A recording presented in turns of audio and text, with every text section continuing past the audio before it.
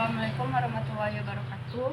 Baiklah, saya Intan Lestari dengan NIM 1320046 dari jurusan Hukum Tata Negara.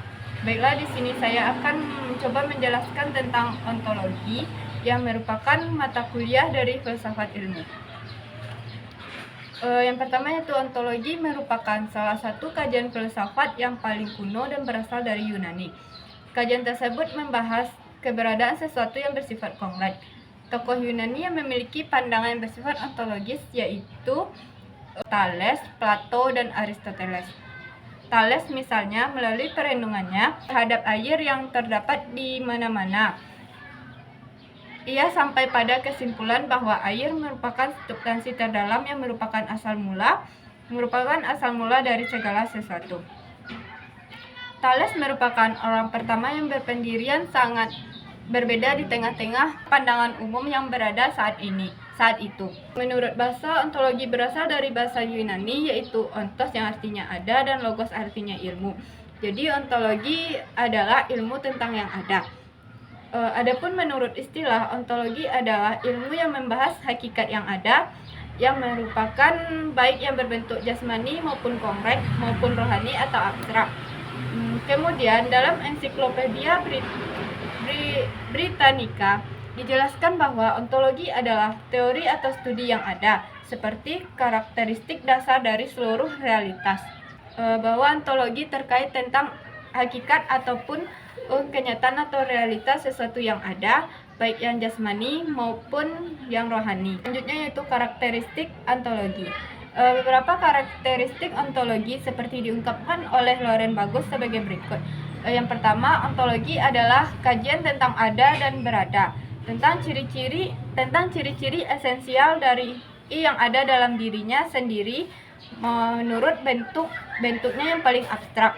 Yang kedua, ontologi adalah cabang filsafat yang mempelajari tata dan struktur realitas dalam arti seluas mungkin dengan menggunakan kategori-kategori seperti ada atau menjadi, aktualisasi atau potensialis, nyata atau penampakan, esensi atau eksistensi, kesempurnaan dan ruang waktu dan sebagainya.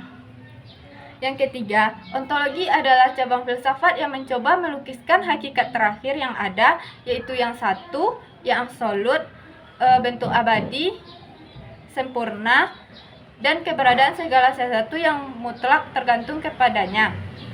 Yang keempat, cabang filsafat yang mempelajari tentang status realitas, apakah nyata atau semu, apakah pikiran itu nyata dan sebagainya.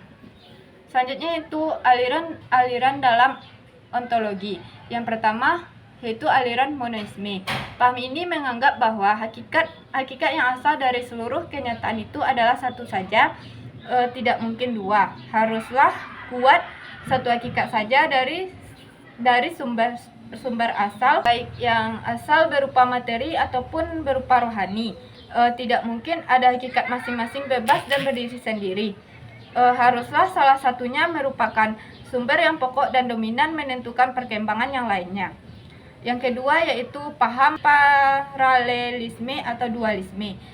Paham paralelisme atau dualisme merupakan bahwa hakikat yang ada itu ada dua. Aliran ini berpendapat bahwa benda terdiri dari dua macam hakikat sebagai asal sumbernya, yaitu hakikat materi dan hakikat rohani. Benda dan roh bukan muncul dari benda, sama-sama hakikat.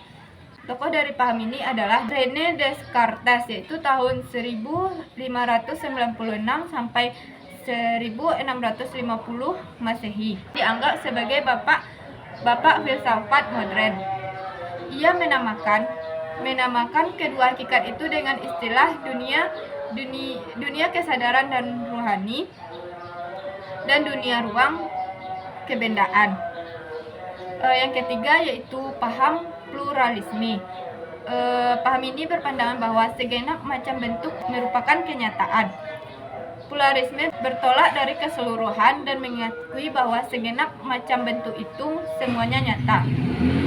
Tokoh aliran ini pada masa Yunani kuno adalah Anasagoras dan Empedokles, yang menyatakan bahwa substansi yang ada itu terbentuk dan terdiri atas 4 unsur, yaitu tanah, air, api, dan udara. Tokoh modern Aryan ini adalah William James, yaitu tahun 1842 sampai 1910 Masehi. James William kelahiran New York yang terkenal sebagai seorang filsuf Amerika. James mengatakan bahwa tiada kebenaran yang mutlak, yang berlaku umum, yang bersifat tetap, yang sendiri-sendiri, lepas dari akal yang mengenal. Yang keempat yaitu naturalisme. Paham ini menolak yang ada, yang supranatural, menolak yang mental, dan menolak universal platonik. Tokoh dari naturalisme adalah William Ernest, yaitu seorang penganut paham naturalisme dewasa. Itu mengatakan naturalisme modern ketika berpendirian bahwa apa yang dinamakan kenyataan pasti bersifat kealaman. Berpendapat bahwa kategori pokok untuk memberikan keterangan mengenai kenyataan ialah kejadian. Yang kelima yaitu paham materialisme. Menurut aliran ini yang terdalam adalah materi. Seorang naturalisme mendasarkan ajaran pada pengertian alam, berusaha melampaui pengertian alam dan berpijak pada macam-macam substansi terdalam yang dinamakan materi. Kaum materialisme pada masa lampau memandang alam semesta tersusun dari zat-zat renik yang terdalam tersebut, dan memandang alam semesta dapat diterangkan berdasarkan hukum-hukum dinamika. Yang keenam yaitu paham idealisme. Aliran idealisme atau disebut juga dengan aliran spiritualisme sebagai lawan dari aliran materialisme adalah satu aliran yang berpandangan bahwa hakikat kenyataan yang beraneka ragam itu semua berasal dari roh sukma dan sejenisnya, yaitu sesuatu yang tidak berbentuk dan menempati ruang. Materi atau zat itu hanyalah sesuatu jenis daripada penjelmaan rohani. Alasan aliran ini menyatakan bahwa hakikat benda adalah rohani, spirit, atau sebagainya, yaitu yang pertama, nilai roh lebih tinggi daripada badan. Lebih tinggi nilainya daripada materi bagi kehidupan manusia.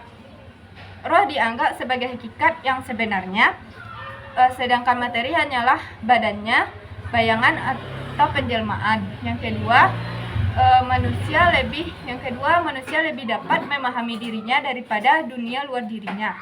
Yang ketiga, materi adalah kumpulan energi yang menempati ruang benda tidak ada, yang ada energi itu saja. Pandangan ini dipopuleri oleh Plato, yaitu tahun 428 sampai 348 sebelum Masehi dengan teori idenya. Menurutnya, tiap-tiap yang ada di alam mesti ada idenya, yaitu konsep universal dari tiap sesuatu. Selanjutnya itu paham agnostisme. Agnostisme adalah suatu pandangan filosofis bahwa sesuatu nilai kebenaran dari sesuatu klaim tertentu yang umumnya berkaitan dengan teologi, metafisika, keberadaan Tuhan, dewa, dan lainnya, tidak dapat diketahui dengan akal pikiran manusia yang terbatas. Selanjutnya yang ke-8 yaitu paham hilomorfisme. Diketengahkan pertama kali oleh Aristoteles dalam bukunya De Anima. Dalam tafsiran para ahli selanjutnya dipahami sebagai upaya mencari alternatif, bukan dualisme, tetapi menampilkan aspek materialisme dari mental. Selanjutnya yaitu paham nihilisme. Nihilisme berasal dari bahasa Latin yaitu nihil, yang artinya tidak ada. Sebuah doktrin yang tidak mengakui validitas alternatif yang positif. Doktrin tentang nihilisme telah ada sejak zaman Yunani kuno oleh Gorgias, yaitu tahun 483 sampai dengan 360 sebelum Masehi, yang memberikan 3 proposisi tentang realitas. Pertama, tidak ada sesuatu pun yang eksis. Realitas itu sebenarnya tidak ada. Yang kedua, bila sesuatu itu ada, ia tidak dapat diketahui. Sebab penginderaan itu tidak dapat dipercaya. Penginderaan adalah suatu ilusi. Yang ketiga, sekalipun realitas itu dapat diketahui, ia tidak akan dapat kita beritahu kepada orang lain. Tokoh sentralnya adalah Friedrich Nietzsche, yaitu tahun 1844 sampai 1900 Masehi, dengan teori monumentalnya dalam dunia Kristiani. Demikianlah penjelasan yang dapat saya sampaikan tentang ontologi. Sekian, terima kasih. Wassalamualaikum warahmatullahi wabarakatuh.